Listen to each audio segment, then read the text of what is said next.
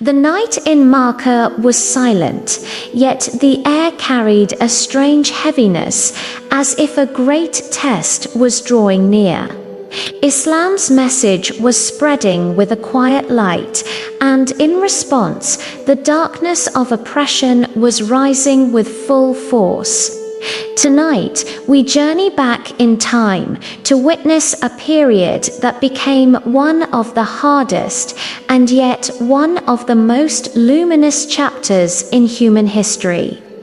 This is the story of patience, persecution, and divine promise in the early days of Islam. When the Messenger of Allah, peace be upon him, by Allah's command, first delivered the message of Islam openly, the ground beneath Makkah seemed to shift. The chiefs of the Quraysh were enraged. Their traditions, their idols, their authority, all of it felt threatened by this pure, simple call to worship the one true God. They gathered in their councils, whispering, plotting. This man, they said, will take away everything our forefathers built. We must stop him. From that moment, a historic struggle between truth and falsehood began. The first believers, those who answered the call, found themselves at the center of a storm. At first, it was mockery and insults hurled in the marketplaces. Then came the threats, the social pressure, the attempts to isolate them from their families and tribes. The desert winds began to howl, and the sands of opposition started swirling, growing into a tempest that would test the very foundations of faith. But for every wave of hostility, the light of truth only shone brighter. The believers knew this was not just a conflict of power or politics. It was a battle for the soul of humanity, and they were standing on the side of divine guidance. The weakest among the believers faced the harshest trials imaginable. The powerful chiefs of Quraysh, unable to sway the Prophet himself, unleashed their cruelty upon those who had no tribe or status to protect them. The stories of their suffering echo through history, a testament to the strength of their conviction. They were dragged out onto the scorching desert sands under the unforgiving midday sun, with heavy rocks placed upon their chests.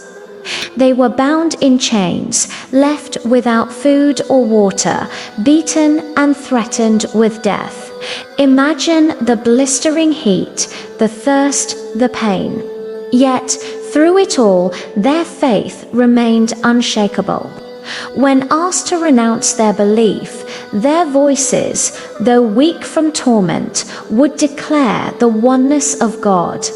A divine light had entered their hearts, a certainty so powerful that it consumed all the darkness of their physical suffering. It was a light that no worldly force could extinguish, a promise of a paradise far greater than the temporary pains of this life. Their resilience became a beacon for generations to come, a powerful lesson that true strength lies not in the body, but in the unwavering spirit connected to its Creator. As the number of believers grew, the desperation of Quraysh reached a new level. They decided on a more organized, more suffocating form of persecution.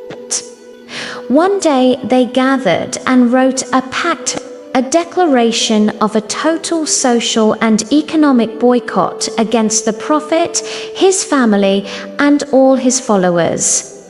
They agreed to cut off all ties: no trade, no business, no intermarriage, no communication. They hung this cruel document inside the Kaaba itself, sealing their commitment to starve the Muslims into submission. The believers were forced into a narrow, barren valley known as Sha'b Abi Talib. For 3 long, grueling years, they endured unimaginable hardship. Food became so scarce that they were forced to eat dry leather and the leaves of trees. The cries of hungry children echoed through the desolate canyon, a sound that would break any heart. They suffered the extreme heat of the day and the biting cold of the night. It was a test of endurance on every level: physical, emotional, and spiritual. Yet, even in that isolated valley, under the moonlit sky, the light of Allah was with them. Their prayers were their sustenance, and their unity was their strength. They knew this trial was from God, and they held onto the rope of faith, waiting patiently for His relief. And after 3 years, by a divine miracle, termites consumed the parchment of the boycott, leaving only the words "In your name, O Allah," and the siege was finally broken. Seeing that pressure and persecution only strengthened the believers, the Quraysh decided to try a different tactic: temptation. They approached the Prophet's uncle Abu Talib, and through him made an offer to the Messenger of Allah himself. They laid out the treasures of the world before him. If you want wealth, they said, we will make you the richest among us. If you desire kingship, we will crown you our king. If you want power, we will make you our leader. We will give you anything you ask for. Just stop spreading this message.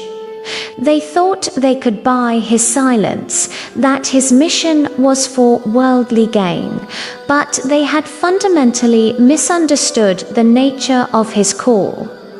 The Prophet's response was one of the most powerful declarations in human history. He looked at them and said, with the unwavering conviction of a man guided by God, by Allah, if they were to place the sun in my right hand and the moon in my left, on the condition that I abandon this mission, I would not abandon it until Allah makes it victorious, or I perish in the attempt. His purpose was not of this world. His gaze was fixed on a higher truth, a divine light that outshone any sun, moon, or earthly crown they could ever offer. With the doors in Makkah seemingly closed, the Prophet, peace be upon him, turned his hopeful gaze toward the nearby city of Taif. He walked for miles, seeking a new home for his message, a people who might listen with open hearts. He approached the leaders of Taif, presenting the call to Islam with the same grace and wisdom he had shown in Makkah, but their response was harsher than anything he had faced before. They not only rejected him, but they also mocked him and incited the town's children and troublemakers to attack him. They pelted him with stones until his blessed body was injured and bleeding. It was one of the most difficult and painful moments of his entire mission. Exhausted and wounded, he took shelter in a garden outside the city. In that moment of profound human pain and rejection, he did not curse them. Instead, he raised his hands to the heavens in one of the most beautiful and merciful prayers ever uttered. O Allah, he pleaded, to you I complain of my weakness and my lack of resources. But if you are not angry with me, I do not care. I seek refuge in the light of your countenance. O Allah, guide my people, for they do not know, even in his deepest sorrow. His first concern was for the guidance of those who had harmed him. As if these trials were not enough, the Prophet was destined to face a year of profound personal loss. This year would later be known in history as Aam-ul-Huzn, the year of sorrow. First, his beloved uncle and lifelong protector Abu Talib passed away. For decades, Abu Talib had stood as a shield between the Prophet and the fury of the Quraysh.